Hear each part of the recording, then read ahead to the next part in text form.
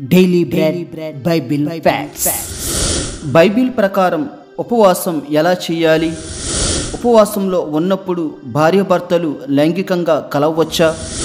అసలు ఉపవాసం అంటే ఏమిటి అనే విషయాలు ఈ వీడియో ద్వారా పూర్తిగా తెలుసుకుందాం.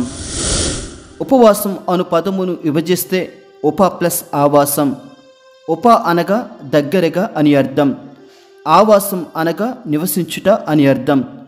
ఉపవాసానికి పూర్తి అర్థం ఏమిటంటే దేవునికి దగ్గరగా నివసించడం.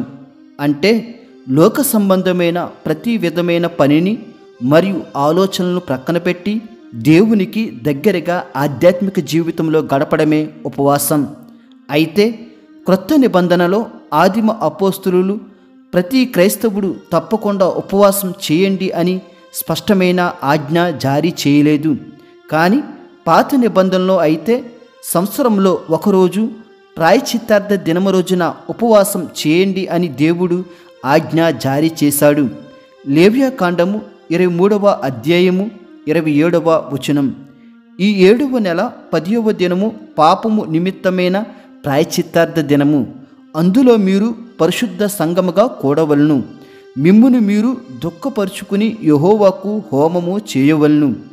ఈ లేఖనములో కనిపిస్తున్న 7వ నెల అంటే యాతానీము అను నెల. దీని లేఖనాధారం 1 రాజులు 8:2లో. కాబట్టి ఇజ్రాయేళ్లందరినూ యాతానీమను 7వ మాసమందు అని వ్రాయబడింది. కావున యూదుల క్యాలెండర్ ప్రకారం 7వ నెల అంటే యాతానీము.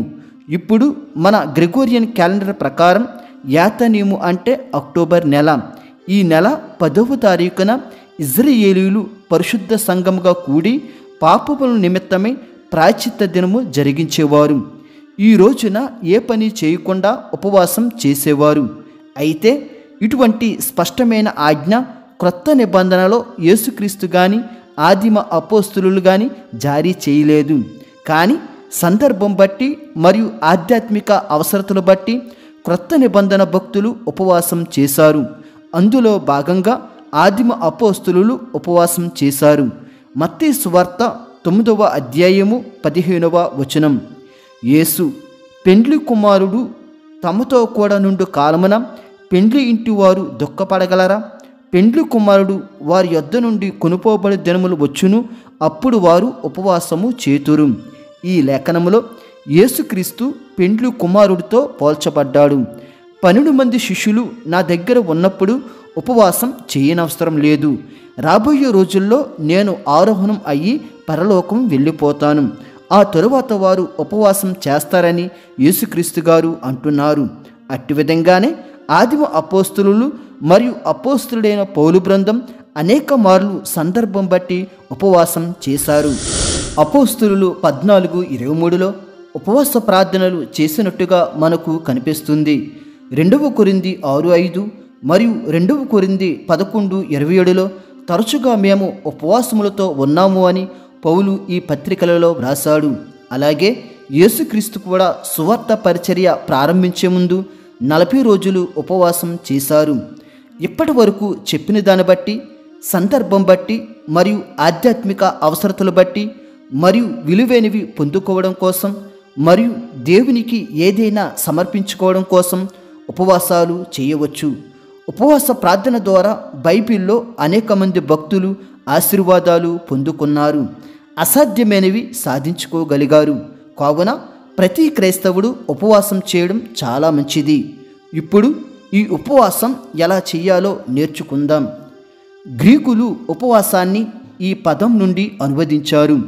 ఇది ఏ ఉద్దేశంతో వ్రాయబడిందంటే కొంత సమయం వరకు ఆహారం నుండి పూర్తిగా దూరంగా ఉండడం అన్న ఉద్దేశంతో ఉపవాసం అను పదం వ్రాయబడింది. కావున ఉపవాసం చేసేటప్పుడు ఆహారానికి దూరంగా ఉండాలి. మోషే, ఏలియా మరియు ఇజ్రాయేలీయులు ఉపవాసం చేసేటప్పుడు ఆహారానికి దూరంగా ఉన్నారు. అయితే ఉపవాసం ఎలా చేయాలి అనేది మత్తయి సువార్త 6వ అధ్యాయము 16-18 వచనాల్లో మనకు వ్రాయబడింది. మీరు ఉపవాసము చేయనప్పుడు వేషధారుల వలె దుఃఖముఖులై ఉండకుడి, తాము ఉపవాసము చేయుచున్నట్టు మనుషులకు కనబడవలనని వారు తమ ముఖము వికారము చేసుకొందురు. వారు తమ ఫలము పొంది ఉన్నారని నిశ్చయముగా మీతో చెప్పుచున్నాను. ఈ లేఖనం ప్రకారం ఉపవాసం చేసేటప్పుడు వేషధారుల వలె ఉండకూడదు. అంటే ఉపవాసం చేస్తున్నట్టు నటించకూడదు.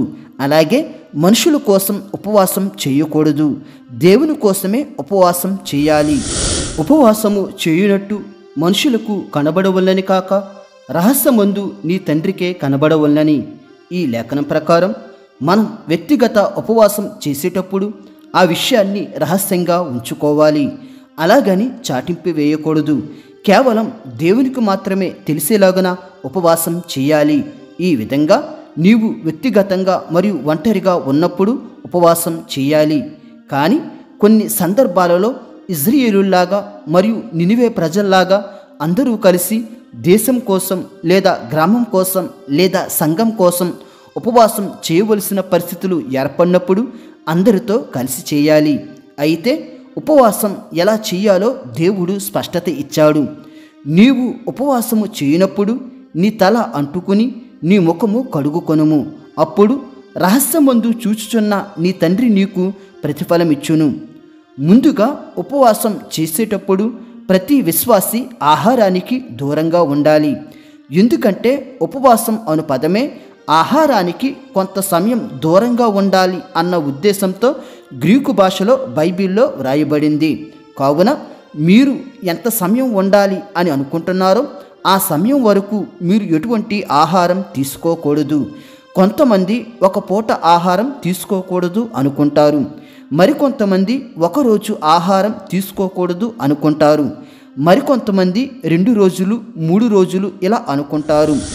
అయితే మీ వ్యక్తిగత మరియు శరీర ఆరోగ్య పరిస్థితులు బట్టి ఉపవాసానికి కొంత సమయం కేటాయించుకోండి.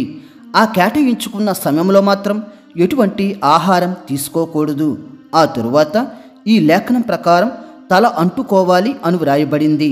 తల అంటుకోవడం అంటే షాంపూ తెచ్చుకుని తలస్నానం చేయడం కాదు. తల అంటుకోవడం అంటే తల వెంట్రుకలకు నూనె రాయడం, అంటే తలకు తైలాభిషేకం చేయడం. లోక 8:46లో నీవు నూనెతో నా తల అంటలేదు గాని ఈమె నా పాదములకు అత్తరు పూసెను అని వ్రాయబడింది. దీని ప్రకారం తల అంటడం అంటే నూనెతో తల అంటడం అని అర్థం. అయితే పాపాత్మురాలైన స్త్రీ నూనెతో తల అంటకుండా నా పాదాలకు అత్తరు పూసింది అను సందర్భంలో యేసుక్రీస్తు గారు అన్నారు. అయితే తల అంటుకోవడం నూనెతో తలను అభిషేకం చేయడం అని అర్థం. అయితే నూనెను దేవుడు ఎందుకు ఉపయోగించమన్నాడు అంటే నూనె అనేది పరిశుద్ధాత్మకు సాదృశ్యం. కావున ఉపవాసం చేసేటప్పుడు నూనె తలకు రాసుకోవడం ద్వారా మనల్ని మనం వేరుపరచబడతాము. పాత నిబంధనలో తైలంతో అభిషేకించబడిన భక్తులు సామాన్య ప్రజల నుండి వేరుపరచబడి దేవుని సేవకు ప్రత్యేకించబడ్డారు. అలాగే మనం కూడా ఉపవాసంలో తలకు నూనె రాయడం ద్వారా మనం కూడా ప్రత్యేకించబడి మన శరీరం మరియు ఆత్మ దేవునికి సమర్పించబడతాయి. అందుకే ఉపవాసం చేసేటప్పుడు తలకు నూనె రాసుకోవాలి. పైగా ఉపవాసం చేసేటప్పుడు నూనె రాసుకుంటే మన శరీరం సంరక్షించబడుతుంది. అలాగని తలస్నానం చేసి కొత్త బట్టలు ధరించుకుని మేకప్లు ధరించుకుని ఉపవాసం చేస్తే దేవునికి నచ్చదు. ఇటువంటి ఉపవాసం దేవుని కోసం కాకుండా మనుషుల కోసం చేసినట్టు ఉంటుంది. ఆ తరువాత దేవుడు ఉపవాసం చేసేటప్పుడు ముఖం కడుక్కోమన్నాడు. ముఖం కడుక్కోవడం అనేది పరిశుభ్రతను సూచిస్తుంది. మన పాప మలినాన్ని తొలగించుకుంటకు యేసు రక్తంలో మనం శుభ్రపరచబడాలి. ఈ విధమైన ఉపవాసం చేస్తే అప్పుడు రహస్యమందు చూచుచున్న దేవుడు మనకు ప్రతిఫలం ఇస్తాడు. కొంతమంది ఉపవాస సమయంలో భార్యాభర్తలు లైంగికంగా కలవవచ్చా అని అడుగుతారు. దీనికి సమాధానం ఏమిటంటే నిర్గమకాండము 19వ అధ్యాయము 15వ వచనంలో అప్పుడతడు 3వ నాటికి సిద్ధముగా ఉండుడి, ఏ పురుషుడు స్త్రీని చేరకూడదని చెప్పెను. ఈ లేఖనం ప్రకారం ఇజ్రాయేలులకు దేవుడు నిర్ణయించిన కాలం వరకు స్త్రీ పురుషులు అనగా భార్యాభర్తలు లైంగికంగా కలవకూడదని చెప్పాడు.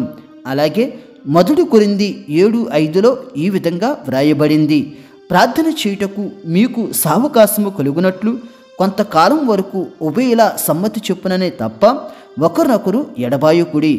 మీరు మనస్సు నిలుపలేకపోయినప్పుడు సాతాను మిమ్మును శోధింపకుండినట్లు తిరిగి కలుసుకొనుడి. ఈ లేఖనం ప్రకారం ప్రార్థన చేయుటకు అనగా ఉపవాస ప్రార్థనలు అయినా కావచ్చు, ఏ ఇతర సందర్భానుసారమైన ప్రార్థనలు కావచ్చు, ఆ సమయంలో భార్యాభర్తలు ఒకరినొకరు అభిప్రాయాలు తీసుకుని లైంగికంగా కలవకుండా ప్రార్థనలు చేయడం మంచిది. ఒకవేళ భార్యాభర్తల మధ్య భిన్నాభిప్రాయాలు వ్యక్తమైతే లైంగికంగా కలిసినా తప్పులేదు. సాతాను ప్రార్థనలకు మరియు ఉపవాసాలకు ఆటంకం కలిగించవచ్చు. భార్యాభర్తలు ఎడబాటు ఉన్న సమయంలో సాతాను యొక్క చెడు ఆలోచనలకు చోటివ్వకుండా ఆత్మ నియంత్రణలో ఉండడం కోసం భార్యాభర్తలు తిరిగి లైంగికంగా కలుసుకోవడం మంచిది.